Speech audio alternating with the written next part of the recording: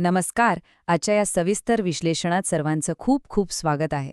आज आपण एक अत्यंत रंजक आणि तितक्याच महत्त्वाच्या विषयावर चर्चा करणार आहोत. भारतीय संस्कृती, रंगभूमी, चित्रपट आणि आपल्या सर्व शास्त्रीय कला या सर्वांमागे एक मूळ सोर्स कोड आहे, माहितीये? आणि तो म्हणजे आपला प्राचीन ग्रंथ नाट्यशास्त्र. आज आपण या प्राचीन महाग्रंथाची पानं उलगडणार आहोत आणि आपल्या आधुनिक कलांमागे लपलेलं हे अफाट रहस्य समजून घेणार आहोत. चला तर मग वेळ न घालवता थेट विषयाला सुरुवात करूया. आजच्या या विश्लेषणात आपण हा अतिशय सखोल असा विषय सोप्या टप्प्यात समजून घेणार आहोत. सुरुवातीला ओळख आणि उगम, त्यानंतर अभिनयाचे प्रकार, मग रस आणि भावसिद्धांत, पुढे रंगमंच, नृत्य आणि संगीत, आणि शेवटी या ग्रंथाचा आधुनिक काळातील वारसा. पहिला भाग, ओळख आणि उगम, 5व्या वेदाचा जन्म. आता भारतीय कलाविश्वाला एक नवी दिशा देणाऱ्या या ग्रंथाची निर्मिती महान ऋषी आणि द्रष्टे विचारवंत भरत मुनी यांनी केली. बरं, एक गोष्ट लक्षात घ्या, नाट्यशास्त्र हा केवळ इतिहासातील एखादा जुना धूळ खात पडलेला ग्रंथ अजिबात नाहीये. भारतीय सादरीकरण कलांचे सगळे नियम अत्यंत सुबकपणे एका सूत्रात बांधणारं हे एक अतिशय शिस्तबद्ध आणि सर्वसमावेशक असं गाईड आहे. आता याची निर्मिती कशी झाली त्याची एक अतिशय रंजक पौराणिक कथा आहे. असं मानलं जातं की सर्वसामान्यांच्या मनोरंजनासाठी आणि शिक्षणासाठी ब्रह्मदेवाने अस्तित्वात असलेल्या 4 वेदांमधून एक विशिष्ट घटक काढला. जसं की ऋग्वेदातून संवाद घेतले, सामवेदातून संगीत, यजुर्वेदातून अभिनय आणि अथर्ववेदातून रस म्हणजेच भावना घेतली. या सर्वांचं एकत्रीकरण करून नाट्यवेद तयार झाला, जो सर्वांना सहज समजेल असा होता. आता हा आकडा पहा, 36.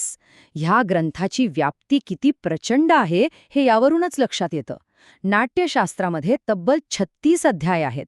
यावरून आपण समजू शकतो की कलांबद्दलचं हे ज्ञान किती सखोल आणि पूर्णपणे वैज्ञानिक दृष्टिकोनातून मांडलेलं आहे. दुसरा भाग, अभिनयाचे 4 मुख्य प्रकार, ज्याला आपण अभिनयाचे शास्त्र म्हणू शकतो. अभिनय म्हणजे नेमकं काय? तर अभिनयाचा मूळ उद्देश हा केवळ मंचावर उभे राहून संवाद म्हणणे हा नसून कथेचा सखोल अर्थ आणि त्यातल्या भावना प्रेक्षकांपर्यंत पोहोचवणे हा आहे. विशेष म्हणजे नाट्यशास्त्र अभिनयाकडे केवळ एक सरधोपट गोष्ट म्हणून पाहत नाही, तर ते याला 4 अतिशय स्पष्ट आणि वेगवेगळ्या प्रकारांमध्ये विभागून सांगतं. हे ते अभिनयाचे 4 प्रकार आहेत. पहिला, आंगिक अभिनय, ज्यामध्ये शरीराच्या हालचाली आणि हातवारे येतात. दुसरा, वाचिक अभिनय, म्हणजे संवादाची फेक आणि आवाजातील चढउतार. तिसरा, सात्विक अभिनय, म्हणजे मनातील भावना चेहऱ्यावर नैसर्गिकरित्या व्यक्त होणे. आणि एक अतिशय रंजक प्रकार म्हणजे आहार्य अभिनय, ज्यामध्ये वेशभूषा आणि रंगभूषा येते. म्हणजे पहा, आधुनिक चित्रपटसृष्टीतील आजचे जे कॉस्ट्यूम आणि सेट डिझाईन विभाग आहेत ना, त्यांचे थेट पूर्वजच आहेत असं म्हणायला हरकत नाही. तिसरा भाग, रस आणि भावसिद्धांत, मानवी भावनांचा गाभा. रस या शब्दाचा अर्थ अनेकदा खूप चुकीचा घेतला जातो. रस म्हणजे कलाकाराला मंचावर काय वाटतंय ते नाही, तर कलाकाराच्या अभिनयातून प्रेक्षकांच्या मनात निर्माण होणारा तो विशिष्ट भावनिक अनुभव. थोडक्यात सांगायचं तर अभिनय आणि सादरीकरणातून प्रेक्षकांच्या मनात जाणीवपूर्वक जी एक विशिष्ट भावना जागृत केली जाते, तिला खऱ्या अर्थाने रस म्हणतात. मानवी भावनांचं किती अचूक वर्गीकरण इथे केलंय ते पहा. हे आहेत प्रसिद्ध नवरस. शृंगार म्हणजे प्रेम, हास्य म्हणजे विनोद, करुण म्हणजे दुःख, रौद्र म्हणजे राग, वीर म्हणजे शौर्य, भयानक म्हणजे भीती, बिभत्स म्हणजे किळस किंवा घृणा, अद्भुत म्हणजे आश्चर्य आणि शांत रस म्हणजे शांतता.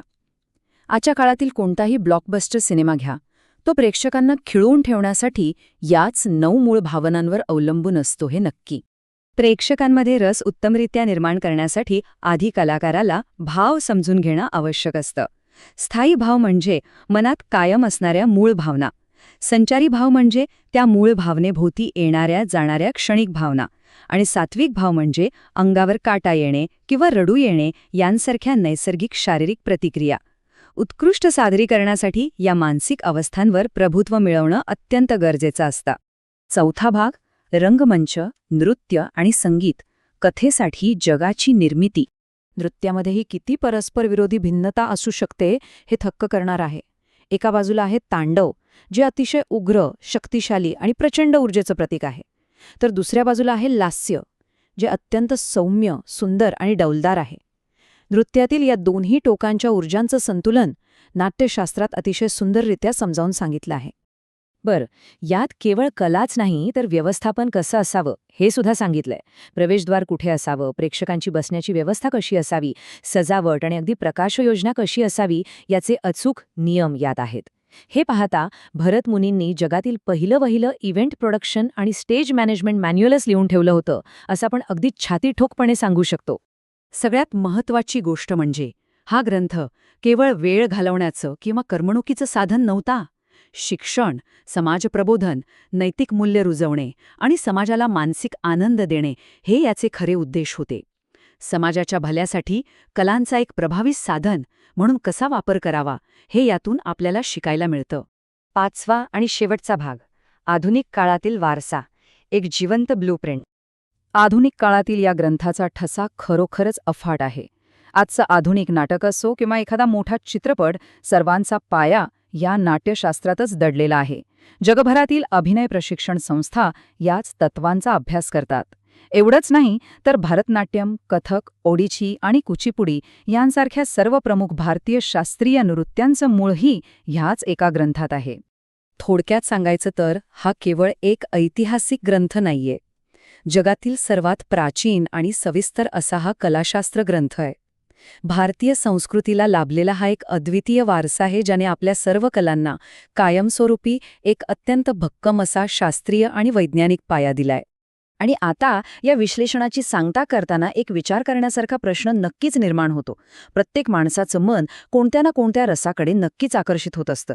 जगातल्या सर्वाधिक लोकप्रिय कथा किंवा सिनेमे या नवरसांपैकी नेमक्या कोणत्या रसावर आधारलेले असतात? मानवी मनाचा अचूक ठाव घेणारा तो रस कोणता असू शकेल? हा नक्कीच एक कुतूहलाचा विषय आहे.